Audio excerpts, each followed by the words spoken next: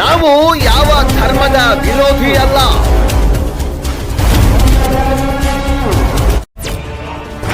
ನಾವು ರಾಜಕೀಯ ಪಕ್ಷದ ರಾಜಕಾರಣಿಗಳ ಕೈಗೊಂಬೆ ಅಂತೂ ಮೊದಲೇ ಅಲ್ಲ. ಭ್ರಷ್ಟಾಚಾರ ವಿರೋಧಿಸುವುದೇ ನಮ್ಮ ವಾಹಿನಿಯ ಮುಖ್ಯ ಧ್ಯೇಯ. ಕಾನೂನಿನ ಚೌಕಟ್ಟಿನಲ್ಲಿ ನಮ್ಮ ಸುದ್ದಿ.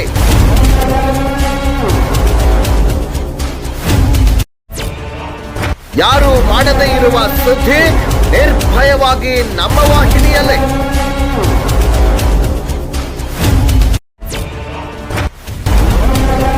ನಮ್ಮ ನಡೆ ಭ್ರಷ್ಟಾಚಾರ ತಡೆ.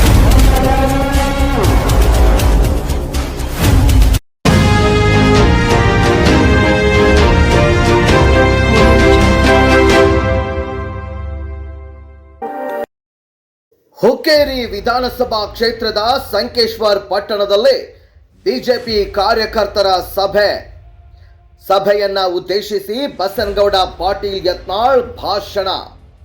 10 ವರ್ಷಗಳಲ್ಲಿ ಒಂದು ಆರೋಪ ಪ್ರಧಾನಿ ಮೋದಿಯವರ ಮೇಲೆ ಇಲ್ಲ ಎಂದು ಹೇಳಿದ್ರು. ಮೋದಿ ಭಾರತದ ನಾಯಕರಲ್ಲ, ವಿಶ್ವದ ನಾಯಕ. ನಾನು ಬೆಳೆದು ನಿಂತರೆ ಸಿಎಂ ಆಗುತ್ತೇನೆ, ಹೀಗಾಗಿ ನನ್ನ ಮಂತ್ರಿ ಮಾಡುತ್ತಿಲ್ಲ. ಸನಾತನ ಹಿಂದೂ ಧರ್ಮ ರಕ್ಷಣೆ ಮೋದಿಯವರಿಂದ ಸಾಧ್ಯ ಎಂದು ಹೇಳಿದರು. ದೇಶದಲ್ಲಿ 52 ಪಕ್ಷ ಪಾರ್ಟಿ ಪರ ಇವೆ. ಒಂದೇ ಪಕ್ಷ ಹಿಂದೂಗಳ ಪರ ಇರೋದು, ಅದು ಬಿಜೆಪಿ. ಎಂಎಲ್ಎಗಳಿಗೆ ಅಭಿವೃದ್ಧಿ ಕಾರ್ಯಗಳು ಆದರೆ ಮಾತ್ರ ಇನ್ಕಮ್ ಬರೋದು. ಡಿಕೆಶಿ, ಸಿದ್ದರಾಮಯ್ಯ ಕೊರೋನಾ ಲಸಿಕೆ ಹಾಕಿದ್ರೆ ಗಂಡಸ್ತನ ಹೋಗುತ್ತೆ ಅಂದ್ರು. ಆದ್ರೆ ರಾತ್ರಿ ಹೋಗಿ ಲಸಿಕೆ ಹಾಕಿಸಿಕೊಂಡು ಬಂದ್ರು. ಗಾಂಧಿ, ನೆಹರು ಹಿಂದೂಗಳಿಗಾಗಿ ಕಣ್ಣೀರು ಹಾಕಲಿಲ್ಲ. ದೆಹಲಿಯಿಂದ ಲಂಡನ್ಗೆ ಸಿಗರೆಟ್ ತರಲು ನೆಹರು ಅವರು ವಿಮಾನ ಕಳಿಸ್ತಿದ್ರು. ವಿಧಾನಸಭೆ ಒಳಗೆ ಪಾಕಿಸ್ತಾನ ಘೋಷಣೆ ಕೊಟ್ಟರು, ಸಿಎಂ ಅಭ್ಯರ್ಥಿ ಪರ ಘೋಷಣೆ ಕೊಟ್ಟಿದ್ದಾರೆ ಎಂದು ಹೇಳಿದ್ರು. ಈ ದೇಶದ ಅನ್ನ ತಿಂದು ಪಾಕಿಸ್ತಾನ್ ಘೋಷಣೆ ಕೂಗಿದವರು ತಾಯಿಗಂಡರು ಅಂತ ವಿಧಾನಸಭೆಯಲ್ಲಿ ಹೇಳಿದ್ರು. ಇಂಥ ಶಬ್ದ ಉಪಯೋಗಿಸಬಾರದು ಎಂದು ರಾಯರೆಡ್ಡಿ ಹೇಳಿದ್ರು. ಆದರೆ ಯುಟಿ ಖಾದರ್ ಒಳ್ಳೆಯವರು ಇಂಥ ಶಬ್ದ ಬಳಸಲು ಅವಕಾಶ ಕೊಟ್ಟರು. ರಾಹುಲ್ ಗಾಂಧಿ ಹೇಳಿದ್ದಾರೆ, ಎಲ್ಲರ ಆಸ್ತಿ ಸರ್ವೆ ಮಾಡುತ್ತೇವೆ ಅಂತ. 55% ಸರ್ಕಾರಕ್ಕೆ, 45% ನಿಮಗೆ ಎಂದು ಹೇಳಿದ್ದಾರೆ. ಸತೀಶ್ ಜಾರಕಿಹೊಳಿಯವರೇ, ನಿಮ್ಮ ಆಸ್ತಿಯಲ್ಲಿನ 55% ಕೊಡ್ಲಿ ಎಂದ ಯತ್ನಾಳ್. ಜಾರಕಿಹೊಳಿ ಮನೆಯಲ್ಲಿನ ಎಲ್ಲರೂ ಎಂಎಲ್ಎ ಎಂಪಿ ಆಗಬೇಕಾ? ಎಸ್ಟಿ ಸಮಾಜದಲ್ಲಿ ಬೇರೆ ಯಾರು ಇಲ್ಲವಾ? ಹಿಂದೂ ಪದನೇ ಅಶ್ಲೀಲ ಎಂದು ಸತೀಶ್ ಜಾರಕಿಹೊಳಿ ಅವರು ಹೇಳಿದ್ದಾರೆ. ಸತೀಶ್ ಅವರಿಗೆ ಮತ ಹಾಕಿದ ಹಿಂದೂಗಳೇ ಅಶ್ಲೀಲ ಎಂದು ಹೇಳಿದ್ರು. ಇನ್ನು ನಾಚಿಕೆ ಬಿಟ್ಟು ಹಿಂದೂಗಳು ಮತ ಹಾಕಿದ್ರೆ ನಿಮಗೆ ಬಿಟ್ಟಿದ್ದು.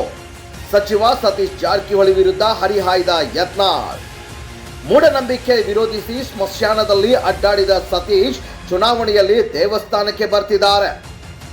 ಸಾಹುಕಾರಗಳು ಹಣ ಕೊಟ್ರೆ ತೆಗೆದುಕೊಳ್ಳಿ. ಚಿಕ್ಕೋಡಿ ಸಾಮಾನ್ಯ ಕ್ಷೇತ್ರದಲ್ಲಿ ಎಸ್ಟಿ ಸಮಾಜದ ಜಾರಕಿಹೊಳಿ ಸ್ಪರ್ಧೆಗೆ ಯತ್ನಾಳ್ ವಿರೋಧ.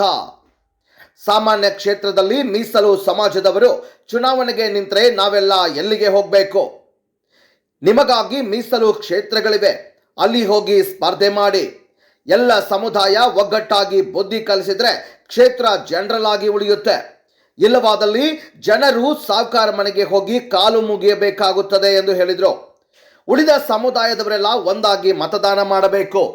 ಸಾಮಾನ್ಯ ಕ್ಷೇತ್ರದಲ್ಲಿ ಎಸ್ಟಿ ಅಭ್ಯರ್ಥಿ ಸ್ಪರ್ಧೆಗೆ ಕಿಡಿಕಾರಿದ ಯತ್ನಾಳ್. ಜಾತಿ ಎನ್ನದೇ ಎಲ್ಲರೂ ಬಿಜೆಪಿಗೆ ಮತ ಚಲಾಯಿಸುವಂತೆ ಯತ್ನಾಳ್ ಮನವಿ ಮಾಡಿದ್ರು. 100 ಕೋಟಿ ಕಾಂಪೌಂಡ್ ಸಿಎಂ ನಿರ್ಮಿಸುತ್ತಿದ್ದಾರೆ. ಮತ್ತೆ ನಮ್ಮ ಸರ್ಕಾರ ಬಂದ ಮೇಲೆ ಮುಸ್ಲಿಂ ಮೀಸಲಾತಿ ತೆಗೆಯುವುದು ಗ್ಯಾರಂಟಿ ಎಂದು ಹೇಳಿದ್ರು. ಬೊಮ್ಮಾಯಿ ನಾಟಕ ಮಾಡಿ ಮೀಸಲಾತಿ ನೀಡದೇ ಇದ್ರೆ ನೋಡು ಎಂದೆ. ತಾಯಿ ಆಣೆ ಮಾಡಿ ಬೊಮ್ಮಾಯಿ ಮೀಸಲಾತಿ ಕೊಡ್ತಾನೆ ಎಂದಿದ್ದಾರೆ.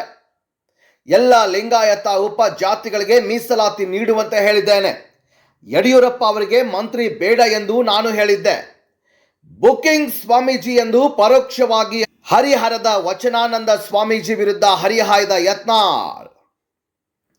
ಬುಕಿಂಗ್ ಸ್ವಾಮೀಜಿ ಕಾಂಗ್ರೆಸ್ಗೆ ಮತ ಹಾಕಿ ಎಂದು ಹೇಳಿಕೊಂಡ ಓಡಾಡ್ತಿದ್ದಾನೆ.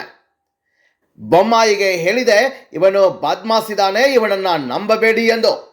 ಬೊಮ್ಮಾಯಿ ಯಡಿಯೂರಪ್ಪ ಸೇರಿ 15 ಕೋಟಿ ಕೊಟ್ಟಿದ್ದಾರೆ. ಕೊಡಬೇಡ ಎಂದರೂ ಕೇಳಲಿಲ್ಲ. ಮೊನ್ನೆ PDO ನಕಲಿ ಸಹಿ ಮಾಡಿ ಹಣ ತೆಗೆದಿದ್ದಾರೆ. ಇಂತಹ ಕ್ಯಾವಿ ಹಾಕಿಕೊಂಡ ನಾಟಕ ಕಂಪನಿಯ ಸ್ವಾಮಿಗಳು ಇದ್ದಾರೆ. ಸ್ವಾಮಿಗಳಿಗಿಂತ ರಾಜಕಾರಣಿಗಳು ಉತ್ತಮ. ಪಂಚಮಸಾಲಿಗಳಿಗೆ ಅನ್ಯಾಯ ಆಗಿದೆ ಅಂತಿದ್ದಾರೆ. ಮುಂದೊಂದು ದಿನ ಪಂಚಮಸಾಲಿಗಳನ್ನೇ ಮುಖ್ಯಮಂತ್ರಿ ಮಾಡಿದ್ರೆ ಆವಾಗ ಏನ್ ಮಾಡ್ತೀರಾ? ನನ್ನ ಬಳಿ ದಮ್ಮು ಇದೆ, ತಾಕತ್ತು ಇದೆ, ಅದನ್ನ ತೆಗೆದುಕೊಂಡು ಬರ್ತೀನಿ, ಮತ್ತೆ ನಾನೇ CM ಆಗುತ್ತೇನೆ ಎಂದರು. ಉಮೇಶ್ ಕತ್ತಿಯವರು ಸ್ವರ್ಗದಲ್ಲಿ ಇದ್ದಾರೆ, ಅವರ ಬದಲು ನಾನೇ CM ಆಗುತ್ತೇನೆ ಎಂದರು. ಈ ಸಲ ಬಿಜೆಪಿ ಬಂದ್ರೆ ನಾವೇ ಮುಖ್ಯಮಂತ್ರಿ, ಕೇವಲ ಅಪ್ಪ ಮಕ್ಕಳು ಮಾತ್ರ CM ಆಗಬೇಕಾ? ಯಡಿಯೂರಪ್ಪ ಕುಟುಂಬದವರ ವಿರುದ್ಧ ಯತ್ನಾಳ್ ವಾಗ್ದಾಳಿ ನಡೆಸಿದ್ರು. ನಮ್ಮ ನಡೆ ಭ್ರಷ್ಟಾಚಾರ ತಡೆ. Doctor Ravi B Kamble, RK 22 news Kannada, Sankeshwar. ಬೆಳವಣಿಗೆಯಾಗಿ ಯಾವ ಪಕ್ಷ ಹಗಲ್ ರಾತ್ ದುಡಿಯೋದೈತಿ ಅದನ್ನ ಬಿಟ್ಟು ನಾವು ಅಪಕ್ಷ ನಿಲ್ಲಂಗಿಲ್ಲ, ಕಾಂಗ್ರೆಸ್ಗೂ ಹೋಗಂಗಿಲ್ಲ ಅಂತ ನಿಷ್ಠೆ ಮೊದಲೇ ಮಾಡಿದ್ದು. ಖರೆ ಇವತ್ತು ಈ ವೇದಿಕೆ ಮುಖಾಂತರ ನಮ್ಗೆ ಹೇಳಕ್ಕೆ ಇಚ್ಛೆ ಪಡ್ತೇನೆ. ಮುಂದೊಂದು ದಿವಸ ಪಕ್ಷ ಕಾಕ ಮಾಡಿದಂಥ ಈ ಭಾಗದಲ್ಲಿ ಕೋಆಪರೇಟಿವ್ ಭಾಗದಿಂದ ಕೆಲಸ ಮಾಡಿದಂಥ ಕೆಲಸಗಳನ್ನು ನೋಡಿ ಒಮ್ಮೆ ಗುರುತಿಸಿ ಇವತ್ತಿಲ್ಲ ನಾಳೆ ಒಂದು ದಿವಸ ಒಳ್ಳೆ ಸ್ಥಾನಮಾನ ಅವರಿಗೆ ಮತ್ತೊಮ್ಮೆ ಕೊಡ್ತಾರೆ ಅಂತ ವಿಶ್ವಾಸ ಇಟ್ಕೊಂಡು ಪಾಪ ದಲಿತರ ಉದ್ಧಾರ ಆಗ್ತಾರೆ. ಸಂವಿಧಾನ ಬದಲಾವಣೆ ಮಾಡ್ತಾರೆ. ಅಂಬೇಡ್ಕರ್ ಫೋಟೋ ಇಟ್ಕೊಂಡೇ ಅದೊಂದು ನಾಟಕ ಕಂಪನಿ ವಿಚಾರ. ಅಂದ್ರೆ ಸಂವಿಧಾನದಲ್ಲಿ ಬರೀ ಒಂದೇ ಮನೆಯವರು ಎಲ್ಲರೂ ಅಕ್ಕ ಮಗ ಎಲ್ಲರೂ MLA ಆಗೋದ? ST ಆಗಿರಪ್ಪ ನೀವು. ಮತ್ತು ST ಒಳಗೆ ಮತ್ತೆ ಯಾರು ನಿಮ್ಮ ಸಮಾಜನಾಗ ಇಲ್ಲೇನು? ಒಬ್ಬನ ಯಾವನಾರು ಬಡವನು ಹಿಂಗೆ ಎತ್ತಿ ತಂದು ಒಂದು ST MLA ಮಾಡ್ರಿ ನೋಡೋನು. ಅವರೆಲ್ಲ ಯೋಗ್ಯ ಇಲ್ರಿ, ಖರ್ಚು ಮಾಡ್ಲಿಕ್ಕೆ ಆಗೋದಿಲ್ಲ ಅಂತ ಹೇಳ್ತಾರೆ. ನೀವು ಗಳಿಸಿರಪ್ಪ 20, 30, 40 ವರ್ಷ ಇದೀರಿ ನೀವು. ಇವತ್ತ ಹಿಂದೂ ಅನ್ನುವಂಥ ಶಬ್ದನೇ ಅಶ್ಲೀಲ.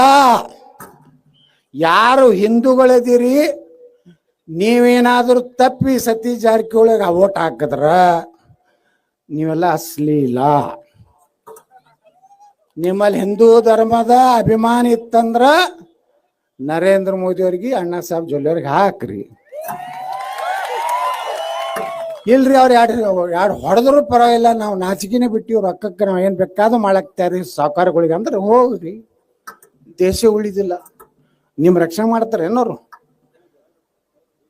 ಈ ದೇಶದ ಹಿಂದಿನ ಪ್ರಧಾನಮಂತ್ರಿ ಮನಮೋಹನ್ ಸಿಂಗ್ ಹೇಳ್ತಾರ, ಸಿದ್ದರಾಮಯ್ಯನವ್ರು ಏನು ಹೇಳ್ತಾರ, ಭಾರತದ ಮೇಲೆ ಮೊದಲ ಹಕ್ಕು ಮುಸ್ಲಿಮರದು. ಒಪ್ತೀರಾ ನೀವು? ಮತ್ತು ಪಾಕಿಸ್ತಾನ ಯಾಕೆ ಕಿಸಿಲಾಕ ಕೊಟ್ರಪ್ಪ ನೀವು? ಏನು ಹೇಳಿದ್ರು ಅಂಬೇಡ್ಕರ್ ಅವರು? ಬಾಬಾ ಸಾಹೇಬ್ ಅಂಬೇಡ್ಕರ್ ಆಗಲೇ ಅಟ್ಟಕ್ಕೆ ಬಿಟ್ಟು ಅದು ಕಾಶ್ಮೀರ್ 370 ಇದನ್ನ ಅಂಬೇಡ್ಕರ್ ಥಾಟ್ಸ್ ಆನ್ ಪಾಕಿಸ್ತಾನ ಬರ್ದಾರ. ದ್ವಿರಾಷ್ಟ್ರ ಮಾಡುವಂತ ಇದಕ್ಕೆ ನಂದು ವಿರೋಧ ಇದೆ. ಒಂದು ವೇಳೆ ಅನಿವಾರ್ಯವಾಗಿ ನಿಮ್ಮ ಸ್ವಾರ್ಥಕ್ಕಾಗಿ ಭಾರತವನ್ನು ಇಬ್ಬಾಗ ಮಾಡುವಂಥದ್ದು ನಿಮ್ಮ ವಿಚಾರ ಇದ್ರೆ ಭಾರತದಲ್ಲಿರುವಂಥವ್ರನ್ನ ಕಳಿಸಿಬಿಡ್ರ ಕಡೆ, ಅಲ್ಲಿರುವಂಥ ಹಿಂದೂಗಳನ್ನ ಭಾರತಕ್ಕೆ ತಗೊಂಡು ಬರ್ರಿ. ಇಸ್ಲಾಂನಲ್ಲಿ ಎಲ್ಲಿನೂ ತಮ್ಮ ಧರ್ಮದವ್ರನ್ನ ಅಟ್ಟೆ ಸಹೋದರ ತಿಳ್ಕೋತಾರ, ಉಳುಕಿದವ್ರನ್ನ ಕಾಫಿರ ತಿಳ್ಕೋತಾರ. ನಿಮ್ದವ್ರ ಧರ್ಮದ ವಿಚಾರ ಬತ್ತಂದ್ರ ದೇಶ ನೋಡುವುದಿಲ್ಲ. ಇದು ಅಂಬೇಡ್ಕರ್ ಅವ್ರು ಹೇಳಿದ್ದು, ಬಸನಗೌಡ ಪಾಟೀಲ್ ಅಲ್ಲ ಅಥವಾ ನರೇಂದ್ರ ಮೋದಿ ಅವರಲ್ಲ. ದೇಶ ನೋಡುವುದಿಲ್ಲ, ಅವರು ಅವ್ರ ಧರ್ಮ ನೋಡ್ತಾರೆ. ಅವ್ರ ದೇಶಕ್ಕೆ ಎಂದೂ ನಿಷ್ಠೆ ಇರುವುದಿಲ್ಲ. ಇದು ಯಾರು ಹೇಳಿದ್ರು? ಅಂಬೇಡ್ಕರ್ ಅವ್ರ ಬಗ್ಗೆ ಫೋಟೋ ಹಿಂದೆ ಹಾಕೊಂಡು ಸ್ಮಶಾನದಾಗ ಅಡ್ಡಾಡ್ತಾರಲ್ಲ, ಅಡ್ಡಾಡ್ದು ಈಗ ಯಾಕೆ ಸ್ಮಶಾನದಾಗ ಅಡ್ಡಾಡ್ಲಿಲ್ಲಗಿರಪ್ಪ? ಗುಡಿ, ದುರ್ಗವನ ಗುಡಿ, ದ್ಯಾಮನ ಗುಡಿ, ಹಿಂಗೋಗಿ ನಮಸ್ಕಾರ ಮಾಡ್ಬೇಕು, ಹಿಂಗೆ ಮಾಡೋದು. ಅವಾಗ ಕಾರ ಪೂಜೆಯನ್ನು ಸ್ಮಶಾನದಲ್ಲಿ ಮಾಡಿದರು, ಮೂಢನಂಬಿಕೆಯನ್ನ ತೆಗೆದು ಹಾಕಿದ್ರು.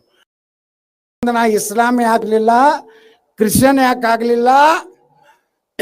ಅದಕ್ಕೆ ಉದಾಹರಣೆ ಕೊಡ್ತಾರೆ ಅಂಬೇಡ್ಕರ್ ಅವರು. ಇಸ್ಲಾಂ ನಾನು ಸ್ವೀಕಾರ ಮಾಡ, ಹೈದರಾಬಾದ್ ನಿಜಾಮ್ ಕರೆಸ್ತಾನ ನಮ್ಮ ಇದಕ್ಕೆ ಹೈದರಾಬಾದಕ್ಕೆ ಬಾಬಾ ಸಾಹೇಬ್ ಅಂಬೇಡ್ಕರ್ ಅವ್ರನ್ನ, ನಮ್ಮ ಧರ್ಮಕ್ಕೆ ಸೇರಿಬಿಡು, ಅರ್ಧ ನನ್ನ ಆಸ್ತಿ ಕೊಟ್ಬಿಡ್ತೀನಿ ಅಂತ.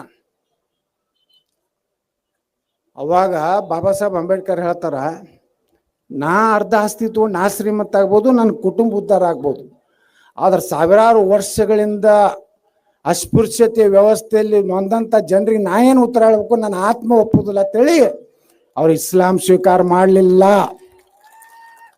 ಕ್ರಿಶ್ಚಿಯನ್ ಸ್ವೀಕಾರ ಮಾಡಲಿಲ್ಲ, ಸಿಖ್ ಧರ್ಮ ಸ್ವೀಕಾರ ಮಾಡಲಿಲ್ಲ. ಅವ್ರ ಕೊನೆಗೆ 1956 ನಾಗ್ಪುರದಾಗ ಏನು ಹೇಳ್ತಾರೆ, ಭಾರತೀಯ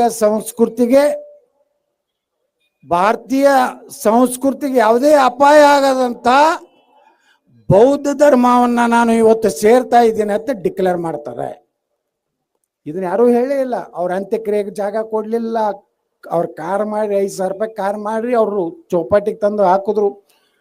ಅವ್ರಿಗೆ ಭಾರತ ರತ್ನ ಕೊಡಿ ಎಲ್ಲಾನು ಈಗ ಈರಣ್ಣ ಕಡಾಡಿ ಅವ್ರು ಹೇಳಿದ್ರು. ಬಂಧುಗಳೇ, ಯಾವ ಅಂಬೇಡ್ಕರ್ ಅವರು ಹೇಳಿದಂಥದ್ದನ್ನೇ ಇವತ್ತು ನಾವು ಕೇಳಕತ್ತೀವಿ. ನೀವು ಅಂಬೇಡ್ಕರ್ ಅವರ ಹಾದಿಯಲ್ಲಿ ನಡಿಲಕತ್ತೀರೇನು? ನೀವು ಅಂಬೇಡ್ಕರ್ ಅವ್ರ ಹೆಸರು ಹೇಳಿ ಅವರೇ ಹೇಳ್ಯಾರ. ಅಂಬೇಡ್ಕರ್ ಅವರು ಒಂದು ಕಾಲ ಹಿಂಗೆ ಬರ್ತದ, ಈ ಸಂವಿಧಾನದ ನೆಪ ಮಾಡಿ ನಮ್ಮ ಜನಾಂಗದಲ್ಲಿ ಕೆಲವೊಂದು ಶ್ರೀಮಂತರಾಗಿ ಅವರು ಬಂಡವಾಳಶಾಹಿಯಾಗಿ ನಮ್ಮ ಜನಾಂಗವನ್ನೇ ತುಳಿತಾರತ್ತ. ಇದು ಸತ್ಯ ಆಗ್ಲಕತ್ತ. ಇವರೆಲ್ಲ ಶ್ರೀಮಂತರಾದ್ರು, ಸಾವುಕಾರಾದ್ರು, ಬಡವರಿಗೆ ಏನಾರು ಬಿಟ್ಕೊಡ್ತಾರ? ಈ ರೀತಿ ಪರಿಸ್ಥಿತಿಯಲ್ಲಿ ಇವತ್ತು ನಮ್ಮ ಹೆಣ್ಮಕ್ಳು ಇರ್ತಾರೆ, ಮಾಡೋದೆಲ್ಲ ಇರ್ತಾರೆ ಆಟ ಕಂಪನಿ. ಇನ್ನ ನಾವೇ ಚಲೋ ರಾಜಕಾರಣಿಗಳು. ಅದಕ್ಕೆ ಅವ್ರು ಬಂದು ಹೇಳ್ತಾರೆ, ಕಾಂಗ್ರೆಸ್ ಪಂಚಮ ಸಾಲರಿಗೆ ಅನ್ಯಾಯ ಆಗೈತಿ, ನಾವು ಹೋರಾಟ ಮಾಡ್ಲಕತ್ತೀವಲ್ಲ, ಆಗೈತಲ್ಲ. ಮುಂದೆ ನಮ್ಮ ಪ್ರಧಾನಮಂತ್ರಿಗಳು ಅಮಿತ್ ಶಾ ತಲೆಯಾಗ ಕರ್ನಾಟಕದ ಮುಖ್ಯಮಂತ್ರಿನೇ ಪಂಚಮ ಸಾಲ ಮಾಡ್ಬೇಕಂತ ನಿರ್ಣಯ ಮಾಡಿದ್ರೆ ಅವಾಗ ಏನು ಮಾಡೋದ್ರಿ? ಒಂದು MP 2 MP ತಗೊಂಡು ಉತ್ತರ ಕರ್ನಾಟಕದ ಮುಖ್ಯಮಂತ್ರಿ ಆಗ್ಬೇಕಿಲ್ಲ? ಅದನ್ನ ತಗೊಂಡ್ ಬರ್ತೀನಿ. ನನ್ನ ಬಂದು ದಮ್ಮ ಐತಿ, ತಾಕತ್ ಐತಿ. ಯಾರು ನಮ್ಮ ಉಮೇಶ್ ಕತ್ತಿ ಅವ್ರು ಹೇಳ್ತಿದ್ರಲ್ಲ, ಉತ್ತರ ಕರ್ನಾಟಕ ಮುಖ್ಯಮಂತ್ರಿ ನಾನೇ ಆಗ್ತೀನಿ, ನನ್ನ ಮಗನೇ ಆಗ್ತೀನಿ ಅಂತಾರ. ನಾವು ಉಮೇಶ್ ಕತ್ತಿ ಅಗದಿ ಖಾಸ್ ದೋಸ್ತರು. ಇವ್ರ ಪಾಪ ಅವರು ಸ್ವರ್ಗದಾಗ ಅದಾರ, ಅವ್ರ ಬದಿ ನಾ ಕರ್ನಾಟಕ ಮುಖ್ಯಮಂತ್ರಿ ಆಗ್ತೀನಿ. ಏನು ನೋಡೋಣ, ಎಲ್ಲ ಸರ್ಕಾರ ಇಲ್ಲಿ ಪಂಚಮ ಸಾಲ ಕೊಟ್ಟಿಲ್ಲ ಅಪರೂಪ ವಿಚಾರ ಮಾಡ್ತಾರೆ. MP ತಗೊಂಡು ಏನ್ ಮಾಡೋರು? ಅದಿ ಕರ್ನಾಟಕ ಮುಖ್ಯಮಂತ್ರಿ ಆದ್ರೆ ಅವತ್ತು ಎಲ್ಲ ರಿಸರ್ವೇಶನ್ ಡಿಕ್ಲೇರ್ಡ್, ಎಲ್ಲ ಸಮುದಾಯಕ್ಕೆ ನ್ಯಾಯ. ಏನ್ರಿ ಹಣ ಸಮಾನ ಜೊಲ್ಲೆ ಅವ್ರ ನನಗೆ ಸಪೋರ್ಟ್ ಮಾಡ್ತಿರ್ಲಿಲ್ಲ.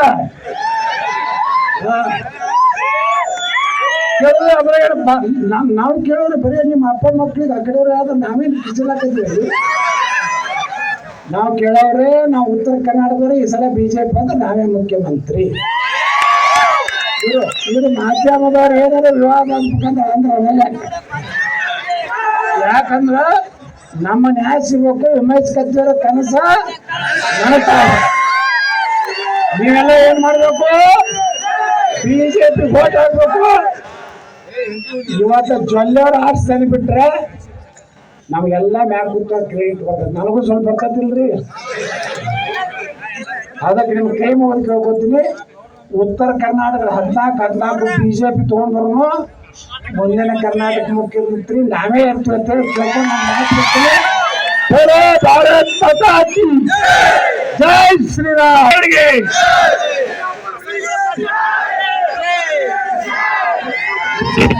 ನಮ್ಮ ನಿಮ್ಮೆಲ್ಲ ಧನ್ಯವಾದಗಳು. ಅದೇ ರೀತಿಯಾಗಿ